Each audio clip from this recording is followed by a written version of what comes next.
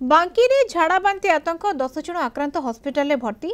बांकी कियापला पंचायत रे बढ़ुची झाड़ाबांती आक्रांतों संख्या।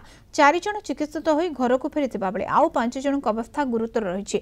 समस्त असुस्थों को बांकी उपखंड चिकित्सालय रे भर्ती करा जायछि। कियापला पंचायत निकटस्थ ब्रह्मपुरा पंचायत 3 जन झाड़ाबांती रे आक्रांत होई चिकित्सित होउछंती। केउ कारणरू झाड़ाबांती व्यापुछि ताहा जणा पड़ी नाही। एबे आक्रांतों संख्या बढ़ुथिबारु लोके आतंकित।